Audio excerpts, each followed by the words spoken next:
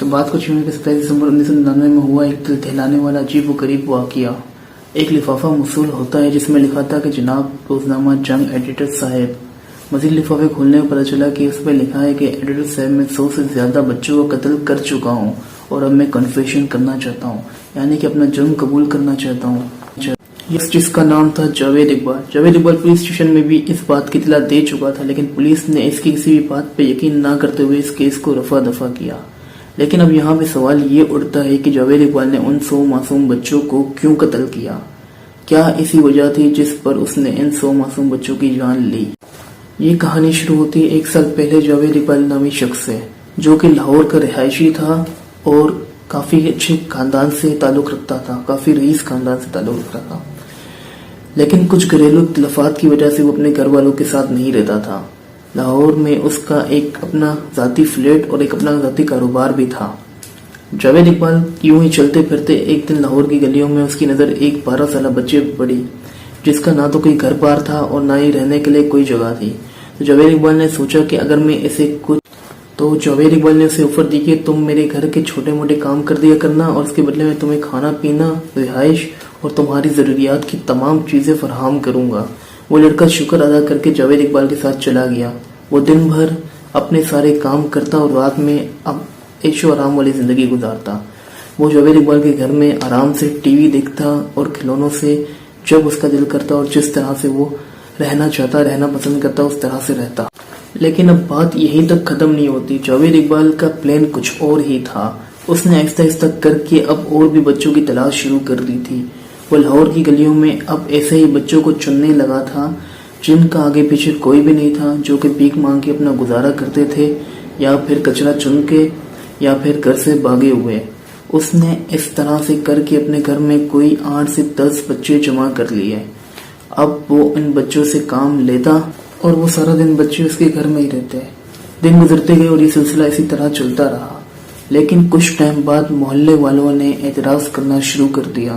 محلے والوں نے آپس میں بات چیت کی کہ اس گھر میں ضرور کچھ غلط ہوتا ہے، کیونکہ 8 سے 10 بچوں کا ایک ہی گھر سے ایک اکیلے گھر میں رہنے والے شخص کے گھر سے نکلنا ایک عجیب و غریب کیفیت تھی محلے والوں کے لیے۔ تو ایک دن علاقے کے سبھی لوگوں نے اجتماعی طور پہ فیصلہ کیا کہ ہم مل کر اس جاوید اقبال کے گھر میں جاتے ہیں اور دیکھتے ہیں کہ آخر یہاں چل کے آ رہا ہے۔ تو کوئی 80 سے 100 لوگ اکٹھا ہوا اور اس کے گھر جا پہنچا۔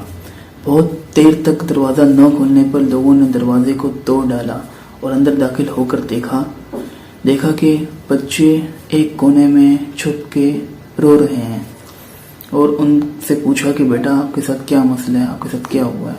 بہت نہ بتانے پر جب انہیں مزید فورس کیا گیا تو کچھ ٹائم بعد انہوں نے بتایا کہ جاوید اقبال ان کے ساتھ زیادتی کرتا تھا، یعنی کہ 8 سے 10 سال کے بچوں کے ساتھ زیادتی کرتا تھا۔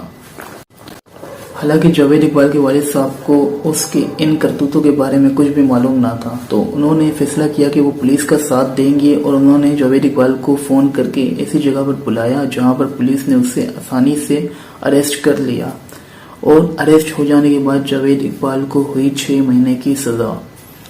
جی ہاں، اسے 6 مہینے کی سزا ہوئی۔ یوں تو سنتے ہوئے یہ سزا بہت کم ہے، کیونکہ جو اس نے جرم کیا تھا بچوں کے ساتھ زیادتی، بچوں کے ساتھ، اس کے مقابلے میں یہ سزا بہت کم تھی۔ لیکن جب سزا ہوئی اور اس کے 6 مہینے کے بعد جاوید اقبال جب واپسی دوبارہ آنے پہ جاوید اقبال نے ایک نئے گھر میں قدم رکھے، ایک نئے علاقے کی طرف رجوع کیا۔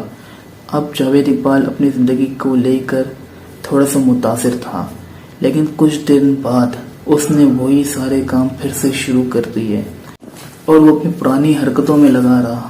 اب کی بار اس نے کوئی 8 یا 10 سال کے بچے، 8 یا 10 بچے نہیں بلکہ پورے 100 بچے اپنے گھر میں اکٹھا کیے۔ وہ ان بچوں کو کام کے بہانے گھر میں لاتا اور اس کے بعد ان کی تصویریں بناتا اور ان کو اچھا کھانا پینا کھلا کے رات میں کہیں پکنک پہ روزانہ کسی کو لے جاتا اور پھر ان کے ساتھ زیادتی کرتا تھا۔ لیکن ایک روز ایسا ہوا کہ ایک 15 سالہ بچے نے اس سے انتقام لینے کا فیصلہ کیا۔ جی ہاں، بدلہ لینے کا فیصلہ کیا۔ تو وہ جاوید اقبال جب سوتا تھا اپنے گھر میں تو ٹھیک اس کے بیڈ کے اوپر ایک رائفل ٹنگی ہوتی تھی۔ تو اس لڑکے نے وہ جا کے وہ رائفل کو اٹھایا اور جاوید اقبال کے سر پہ زور زور سے مارنے لگا. اتنا اس نے جاوید اقبال کو ڈیمیج دیا کہ جاوید اقبال لہو لہان ہو گیا اور جاوید اقبال کسی طریقے سے وہاں سے نکل کے بھاگ گیا اور جاوید اقبال زیر علاج ہو گیا.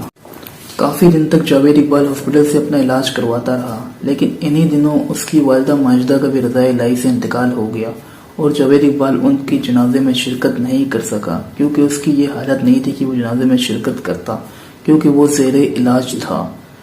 جیسے ہی ہاسپٹل سے صحتیاب ہونے کے بعد جاوید اقبال اپنے گھر پہنچا تو اس نے ایک ایک کر کے ان سب بچوں کو مار ڈالا.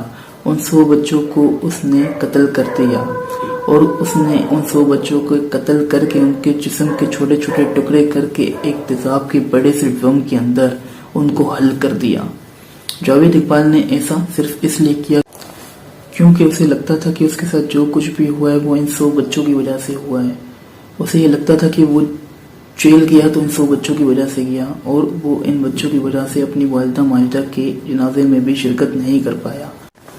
اس کے اندر غصہ اور بدلے کی آگ تھی. جاوید اقبال اگر اس جرم کا اعتراف نہ کرتا تو اس ہولناک کام کی خبر کسی کو بھی نہیں ہوتی.